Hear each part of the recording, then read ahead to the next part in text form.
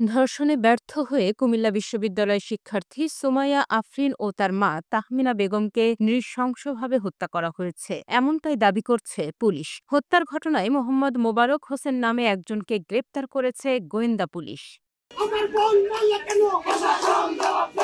সোমবার রাতে নগরীর বাগিচাগাঁও এলাকা থেকে মোবারককে গ্রেপ্তার করে ডিবি। পুলিশের দাবি, কালিয়াজুরি এলাকার নেলি কটেজের বাসায় ঝাড়ফুঁক করতে গিয়ে তিনি সুযোগ নিয়ে হত্যাকাণ্ড ঘটান। কুমিল্লার কালিয়াজুড়ির একটা বাসাতে মা এবং তার মেয়ের হত্যার একটি ঘটনা ঘটেছে। আমরা সেই ঘটনা তদন্ত করতে যেয়ে আপনারা ইতিমধ্যে দেখেছেন একজন একজন লোক বাড়ির ভিতরে ঢুকতেছিল।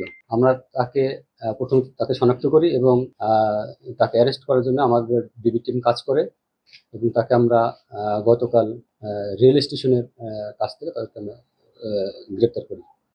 পুলিশ সুপার জানান, মোবারক সুমাইয়া আফরিনকে ধর্ষণের চেষ্টা করে, তবে ধর্ষণ হয়েছে কিনা বিষয়টি ময়নাতদন্ত ও ফরেনসিক রিপোর্ট হাতে পাওয়ার পর নিশ্চিত হওয়া যাবে।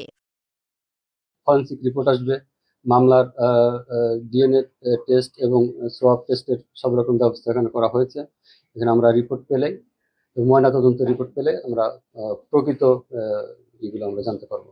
নিহত সুমাইয়া আফরিন কুমিল্লা বিশ্ববিদ্যালয়ের লোক প্রশাসন বিভাগের ১৬ ব্যাচের শিক্ষার্থী। কুমিল্লা নগরীর সুজানগরে বাড়ি। বাবা কুমিল্লা আদালতের সাবেক বিচাররক্ষক ছিলেন। আমাদের একজন শিক্ষার্থী লোক প্রশাসন বিভাগের ২০-২১ সেশনের কালিয়াজুরি হত্যা করা হয়েছে। সেটা শোনার সাথে সাথে আমরা কুমিল্লা বিশ্ববিদ্যালয় পরিবার থেকে বিভাগের চেয়ারম্যান, আমি প্রক্টর এবং আমার ছাত্র উপদেষ্টা আমরা এখানে আসি। এটা আসলে রহস্য অনেক দূরে মনে হচ্ছে। তো আমাদের পরিবার থেকে মানে কুমিল্লা বিশ্ববিদ্যালয় পরিবার চাচ্ছে সুষ্ঠু তদন্ত করে শাস্তি দেওয়া হোক যারা এর সাথে জড়িত, এটা আমাদের দাবি।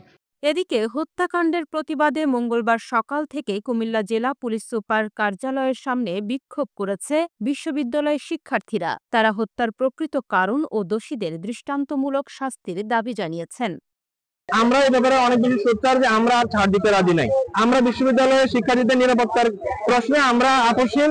আমরা আর কোনো ধরনের শুধুমাত্র কোনো স্টেটমেন্টের ভিত্তিতে আমরা আর ঘরে ফিরে যাব না। আমরা স্টুডেন্টরা এই বিচার নিশ্চিত না হওয়া পর্যন্ত আমরা আমাদের আন্দোলন চালিয়ে যাব। বলা যেতে পারতো যে অলরেডি আসামির কাছ থেকে অনেক রকমের স্বীকারোক্তি তারা নিয়েছে, নেওয়ার পরেও এখানে একটা তথ্য আমরা একটু আগে দেখলাম যে ব্রিফিং এ যে একটা পেজের মধ্যে যে কথাগুলো ছিল এর মধ্যে বলা আছে যে ধস্তাধস্ত হয়েছিল এবং সেখানে মা দেখার কারণে মাকে প্রথমে খুন করা হয়েছে, এরপরে মেয়েকে খুন করা হয়েছে। কিন্তু এই জায়গার মধ্যে কি আসলে ধর্ষণ বা রেপের কোনো ঘটনা আছে কিনা জিনিসটা কিন্তু ক্লিয়ার করা হয় নাই। এবং যখন আমি এদিকে জিজ্ঞাসা করলাম ওনাকে, উনি বললো যে বিষয়টা হচ্ছে ফরেন্সিক রিপোর্টের একটা বিষয় আছে, এই জন্য।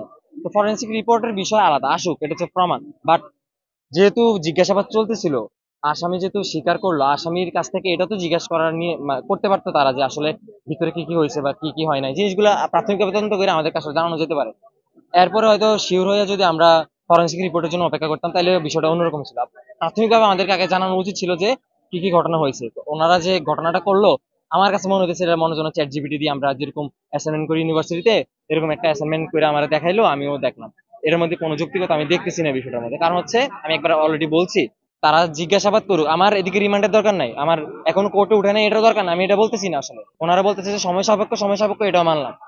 কিন্তু যেহেতু অ্যারেস্টেড হলে তো অন্তত পক্ষে প্রাথমিক জিজ্ঞাসাবাদ করতে পারতো যে আপনি আসলে কি কি করছেন, সেখানে রেপের বিষয়টা আসলে ক্লিয়ার করতে পারতো আমাদেরকে। আমরা এই বিষয়টা নিয়ে অনেক উদ্বিগ্ন। ব্রিফিং করে নিয়মিত আপডেট দেওয়া হয়, এই জন্য আমরা দাবি জানিয়েছি এবং আমাদের সাংবাদিকদের কাছে এটা অনুরোধ জানাচ্ছি যে আপনারাও এই ব্যাপারে উদ্যোগী হবেন যে এই মামলার যাতে নিয়মিত প্রেস ব্রিফিং হয়। কারণ আমাদের দেশে যদি প্রেস ব্রিফিং না হয়, জাতি যদি না জানতে পারে, এটা হয়তো কোনো হত্যার মতো আবার মিশে যাবে।